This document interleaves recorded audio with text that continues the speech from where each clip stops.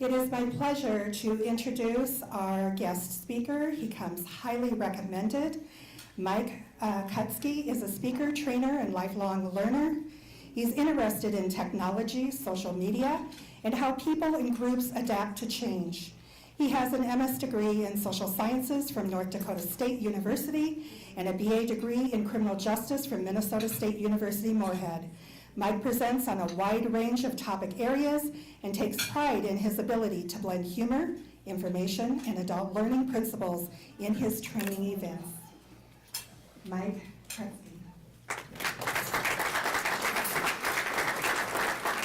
Well, good evening, everyone. How many of you are fired up for the guest speaker? How many of you are hoping I wouldn't make it? I'm very excited to be here, very honored to be here, and I'm looking forward to the next 2 hours. Okay, not quite yet. So, I have 2 goals tonight, and I think it's important whenever a presenter presents to kind of start out with the goals for the training and what to expect. So, I have 2 goals. My first goal is that you find this time worthwhile. I want to make sure that the time we spend together, that when we're done, you can say, I got something out of that. That was worthwhile. How many of you have ever heard a presenter before? All of you? How many of you have been at a presenter and 6 minutes into it and went, oh, this is going to be a long hour? You had that happen? How many of you have gone to a presenter and actually gotten dumber? It's like at the end you couldn't find your car. It's like I drove there, but I listened to this guy for an hour and I can't find my car. Okay, so I want to make sure that that does not happen. My second goal is that you enjoy the process. I'm a huge believer in adult learning theory that if you enjoy the process, you'll take a lot more information with you. Adapt. So I want to start tonight and talk about resiliency. How many of you have had any change in your lives in the last 10 years? Yes or no? How many of you think I looked exactly like this in my senior picture? What do you think? So I turned 55 this year. How many think that's a great point in life? Excellent. I'm at a point in my life now, if I drop something, I do a full cost benefit analysis if I really need it. And do you know that most stuff that I drop, I really don't need that bad. I will push it underneath the counter and just move on, okay? And that works very well for me. So I want to point out tonight, we're going to talk about resiliency, and we're going to talk about how important it is. And here's why. How many of you currently realize you're living in fast forward? Yes or no? Yes. How many of you thought when you got to this point in your life you'd be taking it easy? Yes. How many of you realize it hasn't worked out the way you planned? Yes or no? So what happened? I grew up in a small town between Hutchinson and Wilmer. It was called Cosmos. We had 543 people in the town. How did I know we had 543 people? That's what the sign said. And I was related to 411 of them. That was a dairy farm, and that's how I grew up. I wanted to be a dairy farmer my whole life. I farmed for about 5 years after high school. Anyone remember the early 80s? It didn't go so well. Mom had a big meeting and said me or Dad had to go, and she thought Dad should stay. So I got a degree, went to community college, went there for a year, got a degree in law enforcement, and I was a cop for 17 years. How many of you know at least one cop? Okay, so you understand that cops, individually and collectively, we're very positive people, excited about the future, and looking forward to future social change. Okay, you know real cops. All right, how many of you realize that what you do impacts how you see the world? Yes or no? Yes. Yeah. Do you know that as police officers, we train each other not to trust anyone, especially you? How many of you realize that the longer you work in the career you're currently in, it changes your worldview also? How many of you realize you've gotten kind of weird? And I don't mean weird in a negative way, but how many of you realize that your sense of humor is almost totally inappropriate? Yes or no? Yes. And you have to find other people in your career to talk to because your family would turn you in, okay? So what we want to talk about a little bit is what causes that and what happens. So I worked as a cop for 17 years. I worked about 5.5 years patrol in Moorhead, Minnesota. I worked about 5.5 years child protection. How many of you realize that working child protection really messes you up? Yes or no? Yes. Yeah, so we had kids while I was doing child protection. My wife decided one day that I should take my oldest daughter to a concert at the Fargo Dome. Now, I don't like kids that much. I don't like concerts, and I don't like people. So how many of you think I was excited to go to the Fargo Dome with my little kid to listen to a kid man? But my wife felt I should do that. So off I went. About halfway through the concert, my daughter said to me, she said, "Dad, I really gotta pee." And I said, "Great, I need a hot dog." So we went downstairs, walked down the steps, went to the bathroom. I went to the men's bathroom, and I said, "I'll walk in with you, we'll stand by the stall. When you're done, I'll walk you out." She said, "Dad, I'm a girl." I said, "I know that, but you can't go in the women's bathroom. Somebody will steal you. And I can't go in with you because it's a different state and I'll get in trouble." So she said, "Dad, Mom lets me go in there." And I didn't even know until that point that my wife was an inappropriate parent. I had no idea. So me and my little daughter, she's like in 3rd grade, we had a good conversation, worked this out, and she held it till we got home. I got a hot dog, she got nachos, and she sat the whole thing like this, okay? We got home, my wife said, "How'd the concert go?" Kate Jade ran right by her and went to the bathroom. How many of you think, let me ask you this, how many kids have been stolen at the Fargo Dome? None. They don't steal kids at the Fargo Dome. But because of my job, I thought they might. Does that make sense? The reason I want to talk about that is that every one of you has your own set of background and experiences. And that drives how you see the world currently. Does that make sense? How many of you are old? How many of you think that's an inappropriate question for a presenter to ask? Now, I'm not going to put a number on it, but I'm going to ask you a couple of questions. How many of you are so old that you remember driving a vehicle, and when you met a car, you used your left foot to dim the lights? Remember that? Met a car, click, click. Remember the first time they moved it? And you're like driving, and then it's like, how do I get my foot up here? Okay? How many of you are so young you have no idea what I'm talking about? I'm going to pick on this table here. There's a couple of ladies that are looking at each other, and they're like, "Is he making that up?" And then the next thought is, how old are these people? This is incredible, okay?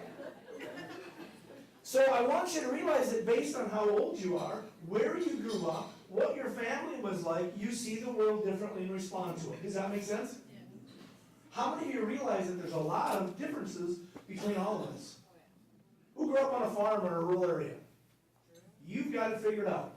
You'll be fine. Who grew up really urban? No one wants to raise their hand now. He really is going to bias the farm people here, okay?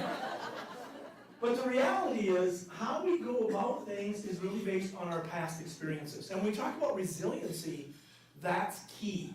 Now, that's what my mom planned for me on the left, and that's what I've been doing on the right.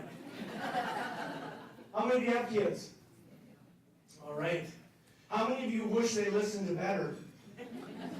How many of you remember the day you brought them home? Remember that day? Were you ever in love more than with your first child? Yes or no? 3rd day, looking for a return slip, weren't you? Because you knew you were never sleeping again. It's over. I'm done. Never sleeping again. How many of you have grandkids? Raise your hand.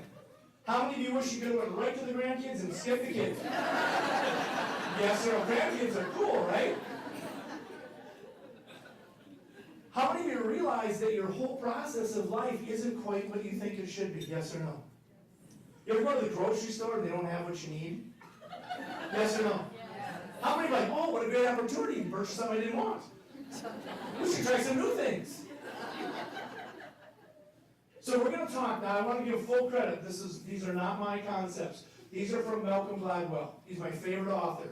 If you have not read Malcolm Gladwell, you need to. His first 2 books were Blink and Tipping Point. And then his next book was Outliers, and then What the Dog Saw. His last book is David and Goliath. Start with Blink or Tipping Point. So I'm going to steal these from him and adapt them, but I have to give him full credit. So framing. Framing is when you make a decision about something before it occurs. So how many of you had an idea what tonight was going to be like?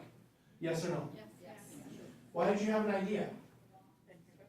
Yeah, who's ever been to a family reunion? Yes or no? Yes. And you have different opinions about your family reunion versus your significant other's family reunion? Yes or no? How many of you didn't know what you were getting into? Yes or no? It was like, how did they fool you during this process? Now, I'm going to talk a little bit about my background. I grew up in this town of 543 people. I was related to 411 of them. I farmed for 5 years. I was a cop for 17 years. I came back. I work in the Wilmer and Hutchinson area now. And I started dating my wife when she was 12. It was legal. I was 13. But understand, 543 people related to 411. If you didn't get a good one early, bad, okay? And no one told us you could go to a different town. We didn't know that. We thought that was the whole population of Bickenford, okay? Now, my wife and I dated 15 years before we got married. Anyone else date 15 years? I felt rushed. I mean, how do you know, all right?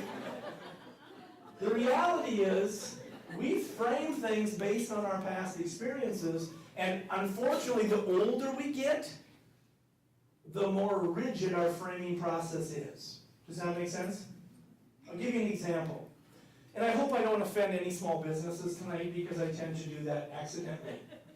But my grandpa taught me when I was a little kid, he said, no good can come from a wedding. And he was very insightful. So when you go to a wedding in 2018, is it different than when I was a kid? Yeah, where was the wedding when I was a kid? At the church. Where was the reception? Church basement. And what did you eat? Cake. But you had church hot dish. Okay, it had the little macaroni noodles. It had some tomatoey stuff in it and some hamburger. You had bread with thick butter and pickles. Okay, that's what you had. The wedding took like 20 minutes, you ate, took an hour, and then it was over. Even that wasn't that great, but you got through it. 2018, here's what happens. Oh, you get the invitation, but you're not sure what it is because it's 11 pages. Some of them are fishnetty things that you don't know why they put in there. You don't know if that just came in the mail or what happened. You finally decipher what it is. Did you know that a wedding invitation is nothing more than a subpoena for a gift? That's all a wedding invitation is. Just a subpoena. They don't even want you to show up. You just want the gift, okay? Now, you decide to go to the wedding, and when do you have to go to the wedding? Early, because I married a very detailed person. So we go early. The other thing that's odd about weddings, your clothes never fit. You wear clothes that don't fit anymore. They fit once, but not now. They're scratchy and itchy. And while you're sitting there early, it smells so much like flowers, it's overpowering, because they have 8,000 to 9,000 flowers at a wedding now. And then they take the singing, playing the organ, playing the piano, singing some more. All the verses have 14 to 16, verses, it seems at times. Finally, the bride shows up. We all stand up like we care. We're looking around. She walks up. They get to the front, and we're like, oh boy, here we go. Okay. They got to fix her dress as she goes up. Why don't you get a smaller dress? You ever wonder that? So anyways, they finally they do the sermon. They do the exchange of the vows. They do all these parts. We're into this 40 minutes already, okay?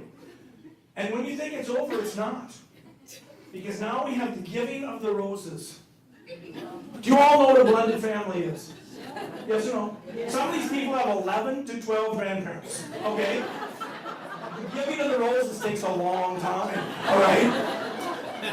And when the rose thing is over, then they do the unity candle. We must have a unity candle. That's going to help at some point. I don't know when, but we do it. And in 2018, just when you think it's over, it's not. Because now they mix the sand. Then they pick a reception area 26 to 34 miles in the opposite direction of your home. They actually look it up on Google, find where you live, the reception is, then they move it. So we drive there. Where's the bride and groom? We don't know. They don't expect you enough to show up. I eat every Hershey Kiss on a 10-table maintenance. Do you know I take a utility knife because I can't get them little ribbons off that netty stuff? I just cut the bottom, out they fall. You have 11, 12 little glasses of punch, people will stare at you, okay? But I'm tough, I'll handle it. Finally the bride and groom come. Finally they're there, okay? Like an hour later. and they bring out the food, it's catered, it's all stacked up, and I looked at my wife and said, it could be wedding hot dish. What if they have wedding hot dish? And my wife said, oh my God, don't get all worked up, it's not going to be wedding hot dish, they don't cater that. I said, they could, what if it is? It kind of smells like it. It might be, what if it is? They set my plate down, take the lid off, it ain't wedding hot dish. Here's what you get at a wedding in 2018. 4 spears, always 4, always 4. 4 spears of steamed asparagus. Asparagus sucks. Sorry, just gotta say that, okay? Steam it sucks more, alright? You're gonna cook asparagus, simmer it in butter like a half hour. Other people should get butter on them when you're eating good asparagus, okay? There's gonna be 4 baby red potatoes, always 4. Size of a big marble, but they can't cook them through, okay? They're gonna roll around in your plate. You can't stab it with a fork, it just rolls away. You're holding it with the spoons, okay? The meat is the size of a walnut. It is a calorie deficit. You burn more calories than eating that little thing. And then there'll be 1 green leaf with some red crab drizzled on it that no one from Minnesota can identify. No one knows what that green leaf is. They imported it from somewhere, okay? So anyway, now when we get a wedding invitation in the mail, there's 4 people in our family. How many has my wife sent back are attending? 3. I ain't going. She don't want me to go. My kids don't want me there. I know it's my sister's wedding, but she'll get married again. Okay, it's not that good. Now, my point is, do you see how I framed weddings inappropriately? Yes or no? How many of you realize you frame some things in life inappropriately also? Yes or no? And then thin slicing. Thin slicing is when we take a little bit of information and we make major decisions about it. You ever been in an elevator? Walk in an elevator, you're the first one in the elevator, where do you have to stand? By the buttons. You can't stand in the back, you can't reach buttons. You'll always stand by the buttons. Second person, where will you stand? Opposite corner. Opposite corner. Third person, where do you stand? You cannot stand in the middle. Your brain, and this is a fact, will not allow you to stand in the middle. Because you will stand closest to whoever gives you the creepiest, the least. So when you get in that elevator, here's what you do. Whoa, whoa, I'm over here, okay? Now you don't consciously do that, but do you do it subconsciously? How many of you have ever gotten a phone call and knew it was going to be bad? Yes or no? It's called caller ID.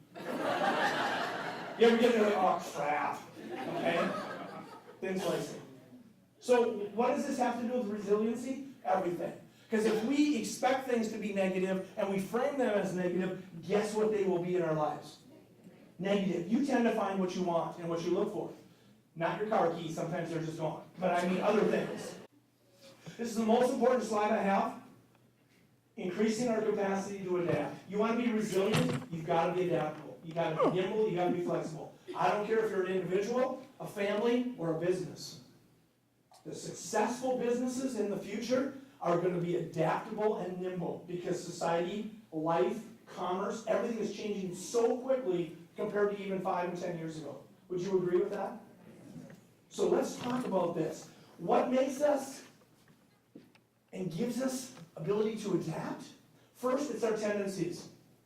Tendencies are made up of 2 things, habits and emotions. How many of you in this room have habits? 7 of you. Excellent. Okay. How many of you have a significant other with some annoying habits? Now I've got participation.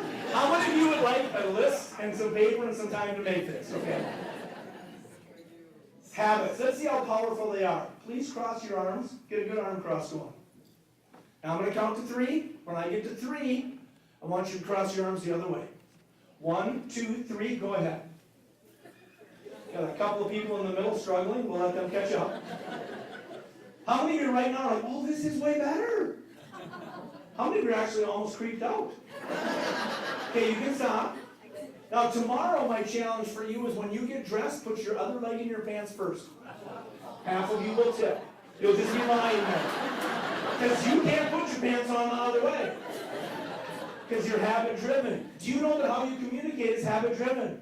How you drive is habit-driven. How you do almost everything in life is habit-driven.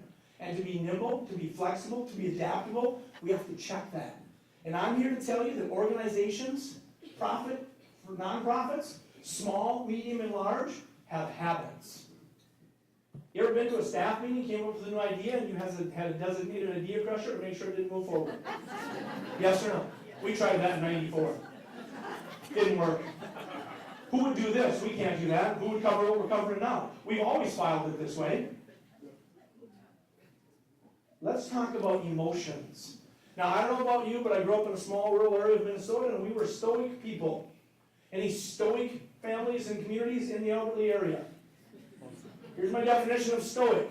He loved her so much, he almost told her. So I grew up in a family, no one touched you, they didn't hug you, they didn't tell you they loved you, you just assumed it may or may not be true. You didn't know. You just moved on, next day. When I was a kid, we had an aunt, she moved to Colorado and she got weird. We don't know what happened, but she became what I called the huggy aunt. She came to stay with us for 3 days every year at Christmas, and she'd hug you for a minute and a half. Just squeeze you and love you and care for you, and it creeped me out. So I was 10, came up with a plan. Never going to get in the same room with her over Christmas. First day, I avoided her the whole day, no problem. Second day, I come down for breakfast. She come out of nowhere like a ninja. She's like, "What, girl?" And she grabbed me. And she pulled me into the longest, tightest hug of my life. I was 10, and she was a taller lady.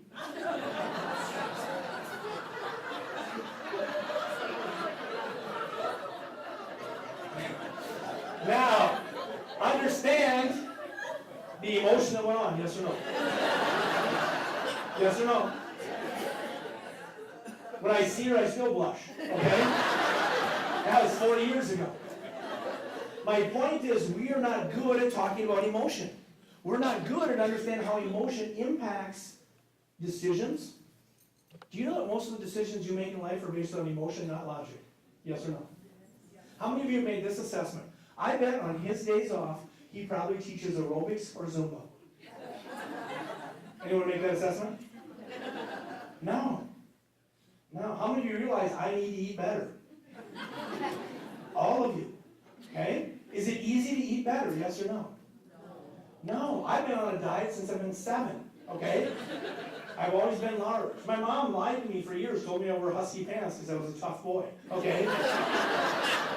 The reality is, I know I should eat better. A couple of months ago, actually it was last winter, I've been eating healthy 3 or 4 hours. Okay? I had a good 3 or 4 hours into eating healthy. I was driving and I kind of missed the stop sign, so I locked the brakes up, slid, and out of nowhere, come a half a bag of Skittles from underneath the passenger seat. Just come on right out there, okay? And it wasn't like a $1 bag, it was a big family bag.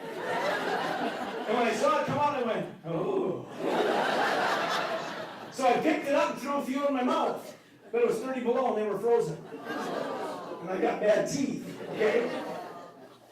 How many of you think I was deterred? Now I put them in the defroster, turned it on high. 11 miles later, I'm just sweating. And I'm like, they're almost done. They're almost ready. Oh, okay. I ate that half a bag of family-sized Skittles on the way to work. If you eat a half a bag of family-sized Skittles on the way to work, what's the rest of the day? Shot! I ate whatever I wanted because I had to eat better the next day. Yes or no? You ever live something like that? Is that logic or emotion? Emotion. Guess what trumps most decisions? Logic or emotion? Emotion. To be resilient, we have to understand, especially in the business world, to make data-informed decisions. Because it's so easy to let emotion creep in and take over some of that decision-making process. How many of you realize that communication has changed? How many of you have grandkids that spend more time on the phone than talking to you? How many of you have ever watched at a restaurant? People are eating together, but they're on their phones. They don't even look at each other. How many of you think that's horrible? How many of you are so old you grew up at the party line? We had 6 people in ours. 6 families. How many young people are going, they really call each other when they're having parties? Is that what they did? Communication has changed and we have to adapt to it. So, how many of you realize that, I have 2 daughters, one's 20, one's 24. I can't call them. Why? They don't answer. They don't answer. So I call my youngest daughter, she's the worst. She doesn't answer. I get a text immediately. What do you need? So I text her back. Answer your phone. So I call her again. Nothing. She texts. What do you need, Dad? I text her back. Answer your phone. She texts back. Can't. I don't know why. So finally I text her. She texts back.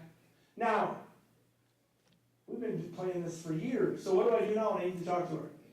Text. Yeah, she conditioned me well. I don't even call her. Is that good or bad? It's normal. It's normal. It's just how people communicate in today's environment. And if we want to reach people, guess what? We have to go to where they're at. We can't keep expecting them to come where we're at. If you take one thing from my message tonight, I hope it's this. For your community to flourish and be relevant in the next decade, we have to meet people where they're at. We have to stop hoping they come to where we think they should be. That's called framing. How many of you see how I connected those two? I want you to realize that for a community to be vibrant in the next decade, we have to make some changes. And that's not good or bad. We've always made changes. How many of you know that Elvis wasn't popular for everyone? He scared people. If Elvis came out today, he wouldn't even be country. I want you to realize that where people are at is different. You on the phone? Let me tell you my first experience with texting. Got done doing a presentation about 10 years ago. A lady comes up, she says, "Can I get some of that information?" I said, "Yeah, I'll email that to you." She's like 20. She looked at me, I'll never forget the look. It was equal parts disgust and sadness. And she said, "Old people email, just text." And it hurt me. Because I didn't text at the time, but I still thought it was cool. So I went home and told my wife, I said, "Hey, we got to start texting." She said, "Why?" And I said, "Because I got to learn how to do it. All the young people are doing it. I love this stuff." She said, "I don't have anything to text you." And I said, "We'll figure something out." Remember, we've been together since we were little. Not a lot left to say, okay? So anyway, we go to Wilmer the next day. We each get a family text package. We each get 5 texts per month. It costs $1. We drove home and she said, "How will we use these up?" That's like 6 months of communication for her and I, okay? And we're going to get 5 each month? That's going to be too much, okay? So the next day I get done teaching. I'm teaching law enforcement students at the time. I get a couple of the students together and I said, "I want to text my wife," and I felt romantic. You ever just feel romantic? I said, I want her first text to be romantic so she remembers it. So we decided I'm going to text "I love you," but I'm going to abbreviate love, L-U-V, because that's what cool people do. Whip out my old Motorola flip phone. Remember those? Do you know that you cannot make a capital I on a Motorola flip phone? It took 9 minutes. 9 minutes to make a capital I. And then there's no space button. It took another 7. I could have driven home and told her I loved her, but that would have creeped us both out, okay?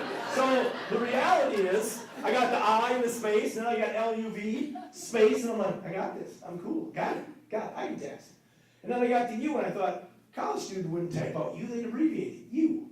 U starts with a Y. Y, period. Send. So my daughter sees the text coming on my wife's phone, and she says, "Ma, Dad loves Y." That was our first text ever. It's the primary way my wife and I communicate now. Guess what it is? We text. It's not good or bad. It's how you frame it. Does that make sense? So my job tonight was to get you to think about how you communicate within your community, internally and externally. What messages are there? So they were talking about the cool Halloween party from last night. How many of you went to that downtown? Hundreds and hundreds of people. How did you capture it? Are there videos of it? Are those videos out on social media today? Oh, yeah. Good. That's what I want you to think about. How do you take the current ways to communicate information quickly? Anybody want to see those videos in a week? No. We're an instant gratification society. Not good or bad, just letting you know. You got to capture stuff quickly, you got to share it quickly, and you got to understand that's where you can build presence. Is print dead? Absolutely not. But you can share with it. Does that make sense? How many of you think I understand the importance of multiple different types of hair product? That was humor in case you didn't get it, okay? But it's okay to communicate in multiple ways. Does that make sense? Print is important. Social media has its place. But ultimately, it's how you communicate with each other. Does that make sense? If you ever notice that anyone going slower than you is an idiot, and anyone going faster than you is a maniac? Yes or no? How many of you have lived this?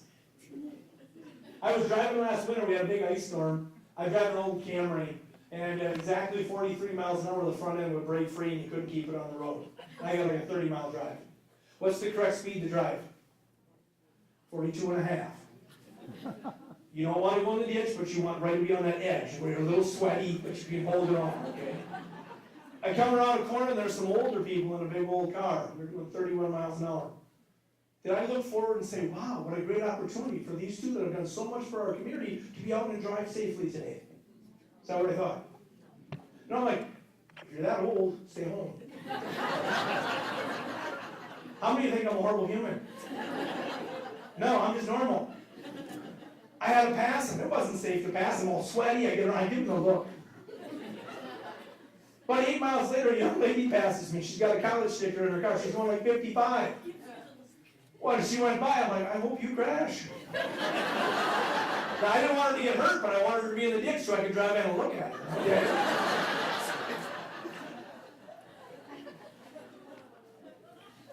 How many of you work correctly?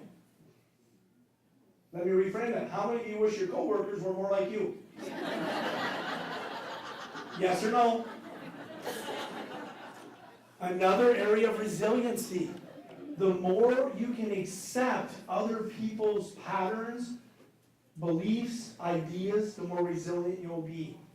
As a community, the more open you are to diversity in all levels, in every single form of it, the more resilient you'll be, the more opportunities you'll have to grow in the future. So, I'm going to spend my last few minutes talking just a little bit about some ideas to be resilient. This is my oldest daughter and her horse. Why do you think I chose this picture for this slide? It was the right size. How many of you were really overthinking that? So what's truly important to you? Here's my challenge to everyone in this room and every business in this room. In the next couple of days, when you're by yourself or in your business work group, write down your 3 priorities. And you have to write them down. Write them down. What are your 3 priorities? How many of you are like, well, I have way more than 3. There's no way I could get into 3. I have 3 to 400. If everything is a priority, nothing's a priority. Let me repeat that. If everything's a priority, nothing's a priority. Remember when I said about living in fast forward? Do you know that when you live in fast forward, everything feels like a priority? And yet, you don't know what your priorities are. You want to be resilient? Know what your 3 priorities are. Write them down. Then for the next couple of days, keep track of how you spend your time. Write it down.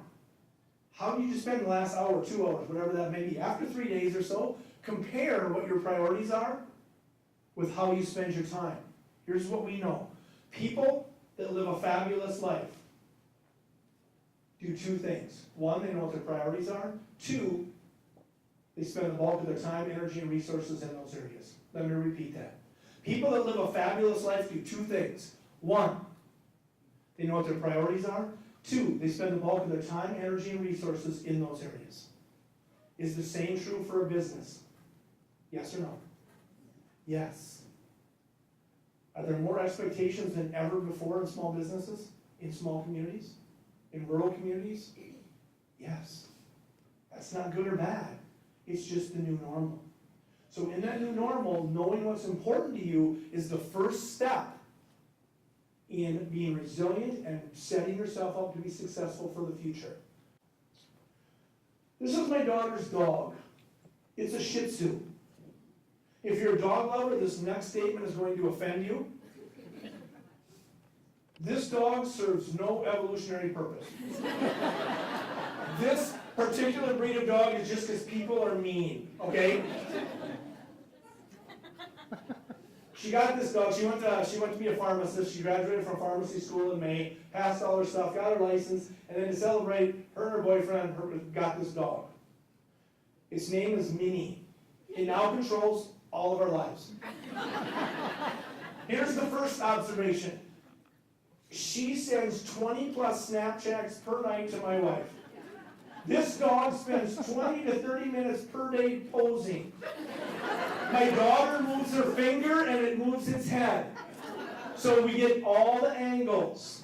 And then if it's lying on a pillow differently than ever before, that's 3 Snapchats. Okay? Because this is a huge feat of accomplishment. Look, look!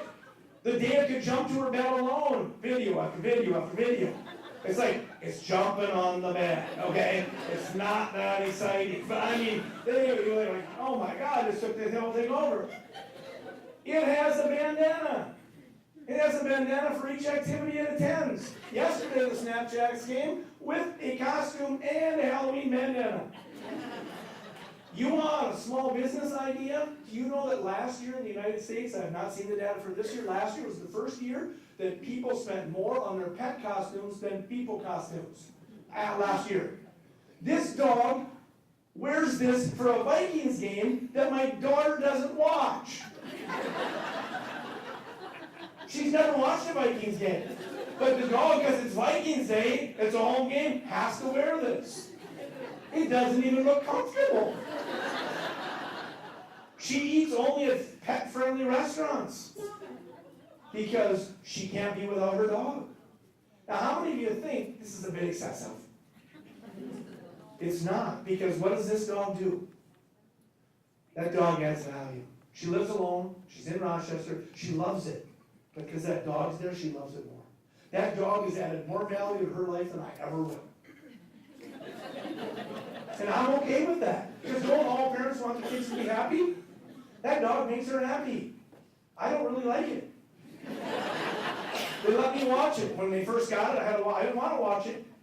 They made me. And it was like 4 pounds at the time, maybe 3. It wasn't even a dog, okay? So I'm sitting on my chair, put the dog in my belly. Plenty of room for a 3-pound dog. Could have stayed there a couple hours, I thought. Took a nap, woke up, dog was gone. 3.5-pound dog in a full glossy magazine. And had jumped up on my other daughter's futon and relieved itself in a number 2 manner. Tried to clean it, failed. Carried out to the porch, gonna buy her a new one. Okay, we gotta move on.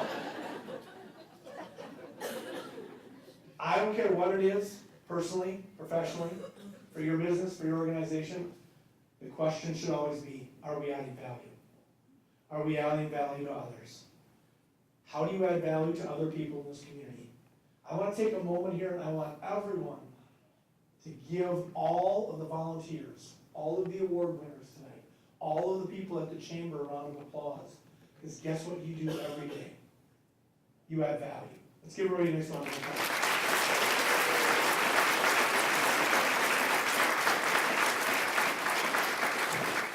The next is my favorite statement. How might we? How might we?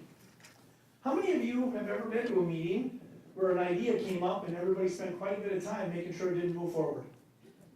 Yes or no? I want to challenge you. Start your meetings with, how might we? Now, I can take no credit for this. This is from design thinking. If you have not researched, if you have not read about design thinking, Google it.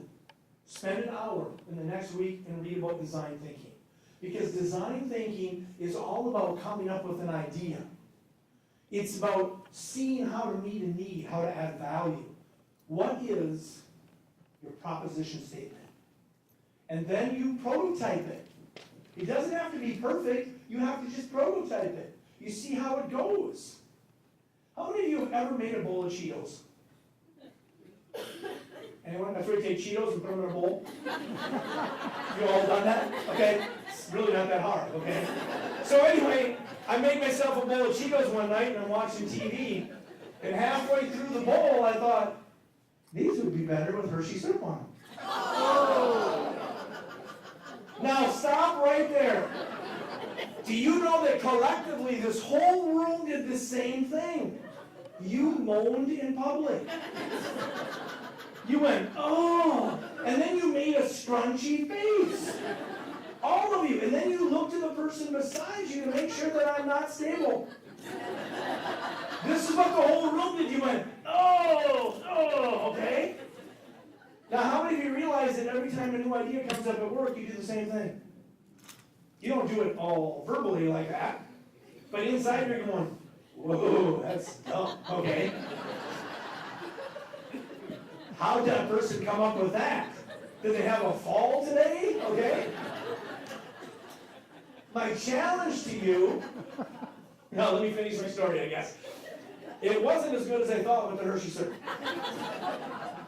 But I'm a resilient kind of guy. So I took the bowl with the Hershey syrup and the Cheetos upstairs and I put it in my Ninja. Y'all got a Ninja to make health shakes?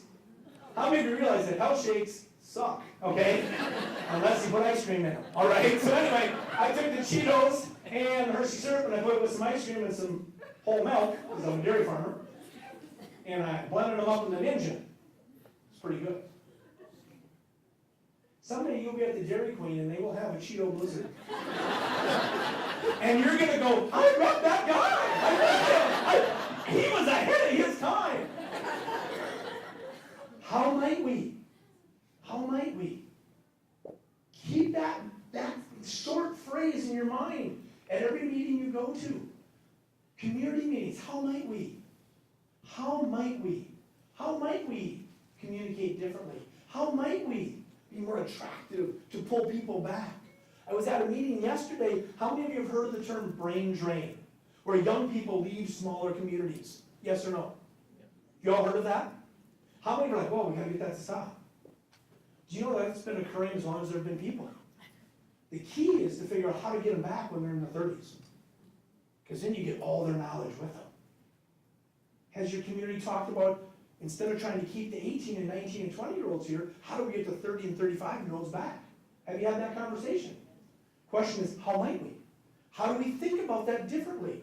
How do we challenge each other to get there? How many of you think that the guy that made this feeder so the squirrels didn't get it planned on the bear? How long is that bear going to work in that feeder? Till he gets it. Why? He doesn't have anything else to do. Bears are kind of just casual. They wander around and do crap. They don't have any plan. I don't have an appointment book. You ever seen a bear with an appointment book? No, it's like, oh, they get focused, they're going to do something. How many of you know at least one small business, one entrepreneur that had their mind set up and they made it happen? They fell off the rope 307 times. But the 308th time, they got the feeder. Resilience is also about persistence. So we're going to do a quick quiz to see how the material's going. I want you to add one line to make 6. Please do this individually. I'll give you 30 seconds, and then we'll talk about it. Once you're done, just smile, and then we'll work on this. Please hit the next slide. So add one line to make 6. What's in front of it? How many of you are actually angry? A couple of the young people that didn't know what the clicky thing was on the floor, not happy right now. What happened? How come you couldn't? If I give this to a second grade class, how long does it take them to finish it out? 2 seconds. That's how we teach them to spell their words, their numbers. What happened to you? We got a whole room of educated people. Leaders. Can't spell 6. What does your future really hold for you? Riverland College table? This worry you? This worry you? You got it? All right, I like it. What happened? Tell me what happened. Who got hooked on Roman numerals?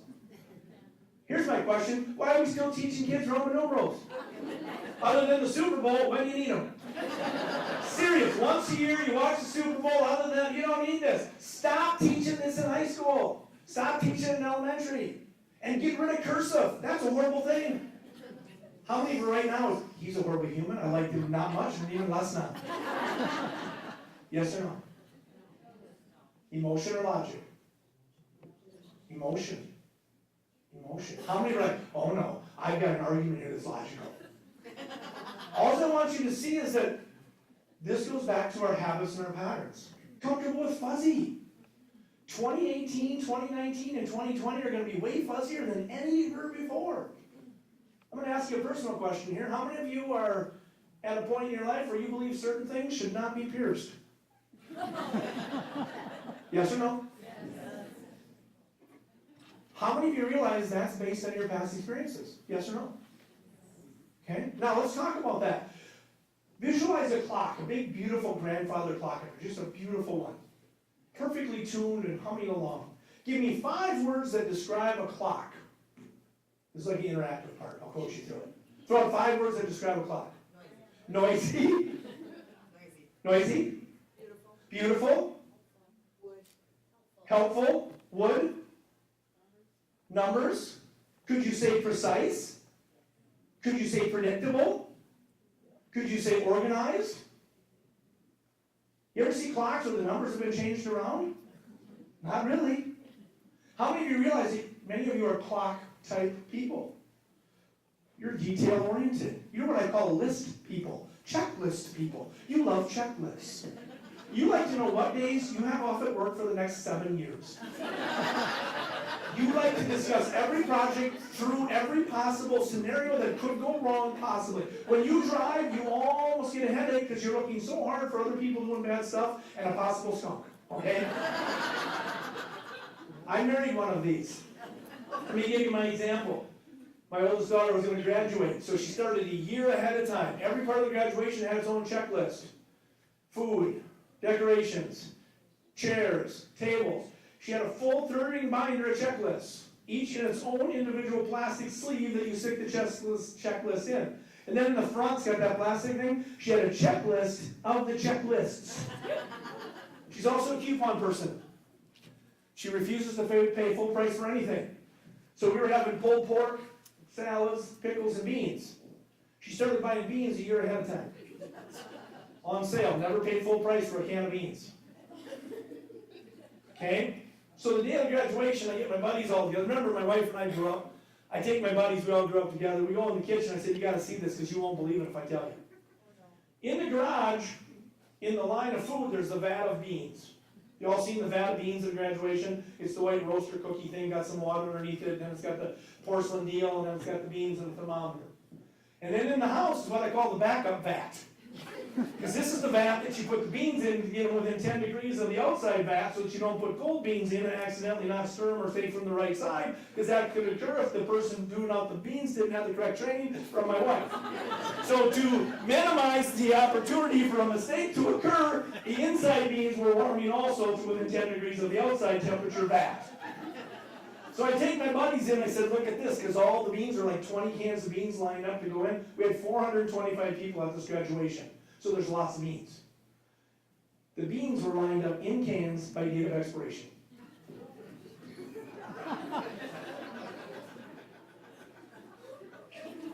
I've tried to get her to counseling. I have. I've tried to help. Now on the other end of the human spectrum, we have what are called clouds. How many of you have ever looked at a cloud? You ever watched a cloud? How many of you have, oh, look, it's a puppy. No, it's an alligator. No, that's like a, I don't know what that is. Can you tell what a cloud's going to do next? Yes or no? Can you tell where it's going to go? How many of you work with a cloud? You see them during the night wandering around. No one knows where they're going or what they're doing, but they appear happy. Okay, it's like, I had a file like an hour ago. I don't know where it went. You see the file? Yeah, I see the file. Wonder where that went. Okay. And then to move our work groups along, we put clouds and clocks in the same committees. Because they work well together. The detail people are trying to figure out how many decimal points they should go to, and the cloud people are like, is that orange? Is that orange? What a cool color to ink. I've not seen that ink before. Am I exaggerating? No. And if you're a detail person, you have a stressful life. Because if you realize most people cannot meet your expectations. And if you're a cloud, you do plan to do something someday. Now, what does it have to do with resiliency? Everything. Because if you're a clock person and trying to get everyone else to be a cloud, to be a clock like you, it's stressful.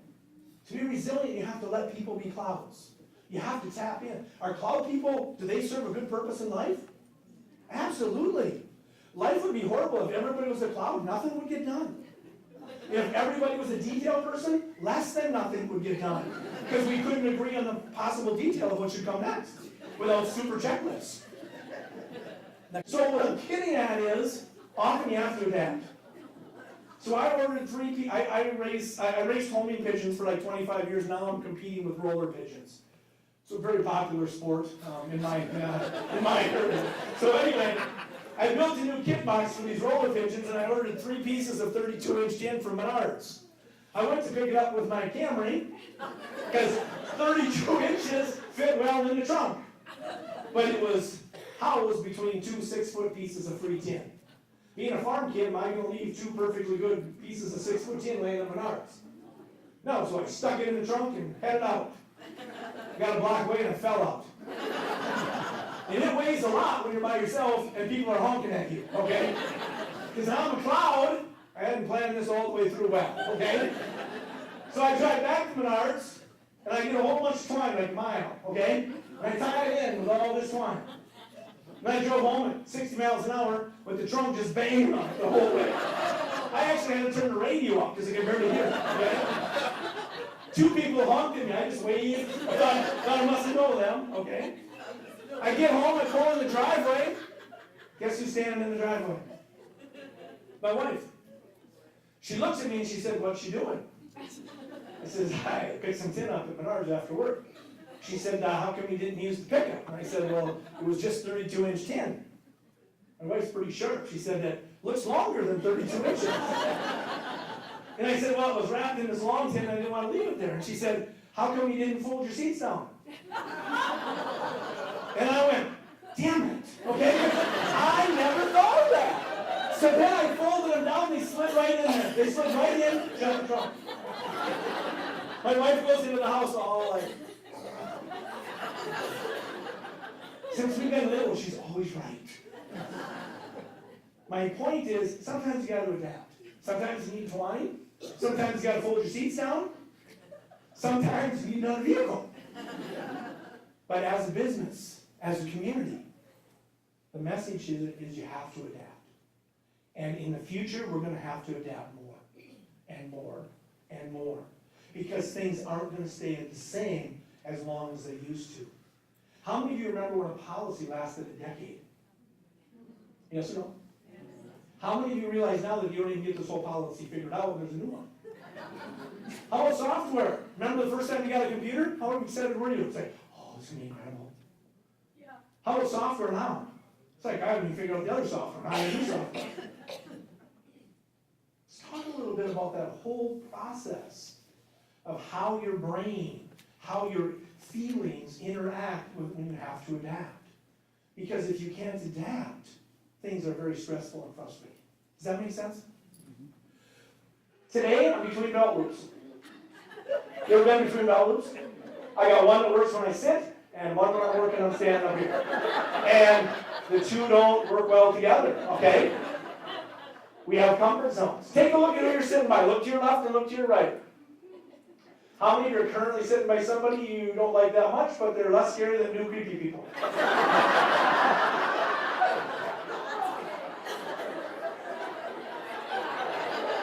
Yes or no? All I want you to realize is when you go to a conference, who do you look for?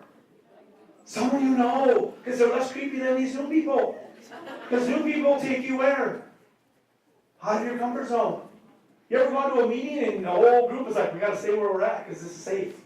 This is comfortable. This works for us. It's worked for 21 years. How many of you realize we got to start asking ourselves, how do we get out of those comfort zones to move forward? Next piece is focus on what you can control. Focus on what you can influence. Any Franklin Covey fans in here? This is his work. I'm going to give him full credit. He talks about a circle of concern and a circle of influence. And we all have circles of concerns, all kinds of huge global issues that impact us. And sometimes we get so caught up in things that we get stressed. We lose sight of our priorities, our work group's priorities, because we're so focused on these bigger things. My challenge to you is to pull that back into what you can influence. If you keep your energy and time and resources in areas you can influence, then you can have true impact. The other thing is this concept called bite-sizing. How many of you have ever eaten a Hershey Kiss? Okay? At a wedding? What if I gave you a 7-pound Hershey Kiss? How many of you go, oh, I've been waiting for this for a long time? How many of you go, oh, that's too much? But if I put 7 pounds of little Hershey Kisses in a bowl and you and your friend are having a great conversation or you're watching a Hallmark movie, how many of you realize how fast 7 pounds of chocolate can go away? Anyone else addicted to the Hallmark channel? Yeah. I watched all the fall ones. I cry and cry and cry. I'm not even an emotional human, but the Hallmark movies rip me up, okay? And now the Christmas one started last weekend. I haven't slept in 3 days. When I get home tonight, no sleeping, because there's a new Hallmark one on that's going to repeat at 1, okay? I love them. Now the reality is, focus on what you can influence. Can I influence the outcome of a Hallmark movie? Yeah, they're all the same. There's no drama here. There's no suspense. It's just wonderful people adding value to other wonderful people.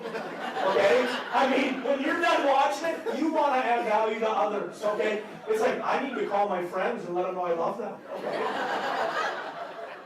That's adding value. But you're also staying in areas that you can influence. This is my oldest daughter with her trained chinchilla Wally. Before she got the dog, she raises chinchillas. She trained this chinchilla, and let me tell you the full story. When this chinchilla was like a week old, she dropped it on a cement floor. She has intense guilt, and she still feels guilty for dropping that chinchilla. So she took this chinchilla to her college apartment and let it live with her like her best friend. She trained it to hold the note cards of the medicines when she was studying for the pharmacy tests. This also has an outfit for every holiday. This thing got a birthday cake last year. I did not.